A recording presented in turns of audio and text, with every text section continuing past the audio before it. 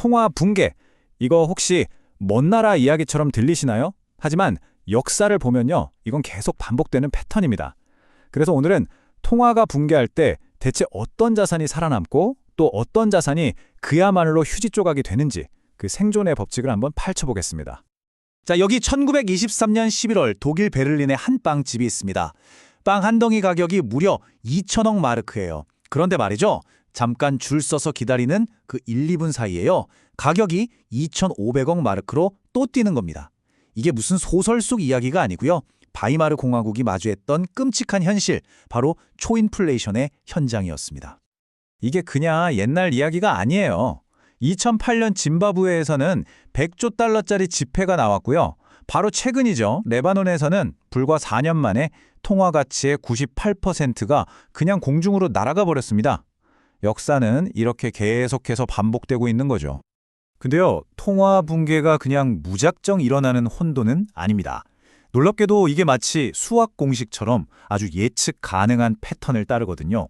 통화가 어떻게 죽음에 이르는지 그 공식을 한번 들여다볼까요? 통화는 보통 이 5단계를 거치면서 서서히 죽어갑니다. 모든 건 정부가 버는 것보다 더 많이 쓰게 시작하면서부터요. 그럼 그 부족한 돈을 메우기 위해 돈을 찍어내겠죠? 그럼 당연히 돈의 가치, 즉 구매력이 떨어지고요. 사람들은 본능적으로 이걸 느끼고 다른 자산을 찾아 떠나기 시작합니다. 결국 이 통화에 대한 믿음이 완전히 사라지게 되는 거죠. 자, 그렇다면 이런 어마어마한 폭풍 속에서 살아남은 자산은 대체 뭐였을까요?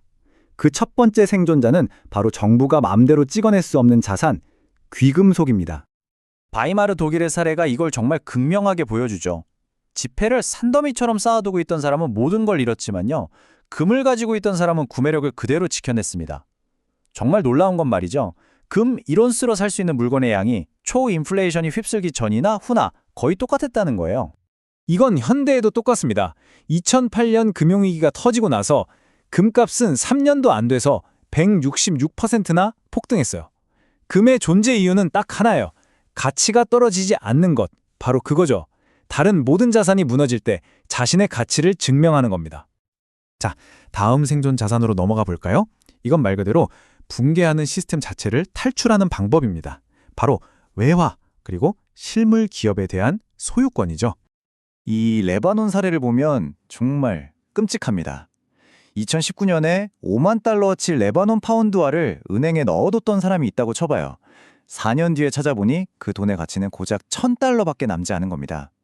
은행 계좌에 찍힌 숫자는 그대로인데 내 돈의 구매력 98%가 그냥 허공으로 날아가 버린 거예요. 이런 위기 상황에서 사람들은 본능적으로 살아남으려고 하죠. 그래서 선택한 게 뭐냐? 바로 비공식적인 달러화입니다. 짐바브웨부터 아르헨티나까지 수많은 나라에서 사람들은 가치가 계속 떨어지는 자국돈을 버리고 더 안정적인 달러를 일상생활에서 쓰기 시작해요. 이건 정부가 시켜서 하는 게 아니라 생존을 위한 필사적인 몸부림인 거죠.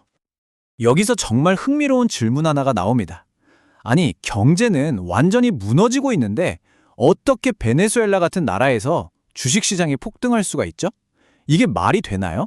상식적으로 이해가 안 가지만 여기에는 아주 명확한 이유가 있습니다. 그 답이 바로 여기에 있습니다.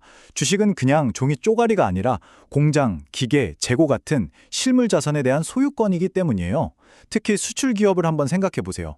물건을 팔아서 버는 돈은 가치가 튼튼한 달러인데 직원 월급이나 재료비 같은 비용은 똥값 된 자국 화폐로 내니까 어때요? 오히려 이익이 폭발적으로 늘어날 수밖에 없는 구조인 거죠. 자, 이제 마지막 생존 자산 2가지를 만나볼 시간입니다. 이건 아주 원초적인 것들이에요. 바로 우리 손에 직접 쥘 수 있는 실물, 즉 특정 물품과 토지입니다. 돈이 쓸모 없어지면 사회는 그냥 원시 시대로 돌아가는 거예요. 물물 교환의 시대로요. 2차 세계대전이 끝난 독일에서는 담배가 잠시 돈 역할을 했습니다. 왜냐하면 담배는 한 갑, 한 갭이 이렇게 단위가 표준화되어 있고 나누기도 쉽고 가볍고 또 모두가 원했거든요. 돈이 가져야 할 속성을 거의 완벽하게 갖추고 있었던 셈이죠. 마지막 생존 자산은 바로 땅, 그중에서도 농지입니다. 왜 하필 농지일까요? 농지는 인간이 살아가는 데 꼭 필요한 식량을 만들어내기 때문입니다. 도심의 멋진 빌딩은 가치가 폭락한 돈으로 월세를 받지만 농지는 경제가 어떻게 되든 상관없이 모두에게 필요한 식량을 계속해서 생산해내죠. 이게 바로 근본적인 차이입니다. 하지만 땅에는요, 치명적인 약점이 있습니다. 바로 팔고 싶을 때 바로 현금으로 바꾸기 어렵고 또 움직일 수가 없기 때문에 정부의 통제에 아주 취약하다는 겁니다. 2000년대 짐바브웨에서는 정부가 상업농지를 강제로 빼앗으면서 수많은 농장주들이 하루아침에 모든 걸 잃지도 했습니다. 자, 그럼 반대로 어떤 자산들이 확실하게 실패했을까요? 살아남는 자산을 아는 것만큼이나 뭘 피해야 하는지 아는 게 훨씬 더 중요할 수도 있습니다. 확실하게 실패하는 첫 번째 자산, 바로 국채입니다. 한번 생각해 보세요. 자기네 돈을 스스로 휴지 조각으로 만들고 있는 정부한테 돈을 빌려준다? 나중에 원금이랑 이자를 돌려받는다고 해도 그 돈은 이미 아무 가치가 없을 겁니다. 그리고 또 하나, 바로 붕괴하는 은행 시스템에 보관된 현지통화 예금입니다. 아까 레바노 사례 보셨죠? 내 통장 화면에 찍힌 숫자는 그대로일지 몰라도 그 숫자가 가진 실질적인 힘, 즉 구매력은 매일, 매 시간 사라지고 있는 겁니다. 자, 그렇다면 이 모든 뼈아픈 역사가 지금 우리에게 던지는 메시지는 뭘까요?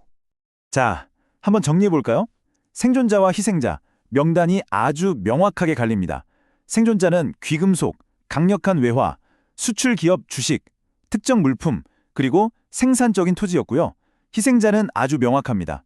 자국 통화로 된 정부 채권과 은행 예금이었죠. 역사는 우리에게 분명히 말해줍니다. 영원한 통화는 없다고요. 한때 전 세계를 지배했던 영국 파운드화도 결국 그 자리를 내줬죠. 지금의 미국 달러를 보세요. 어마어마한 국가 부채를 안고 있는 상황에서 전 세계 외환 보유고에서 차지하는 비중은 점점 줄어들고 있습니다.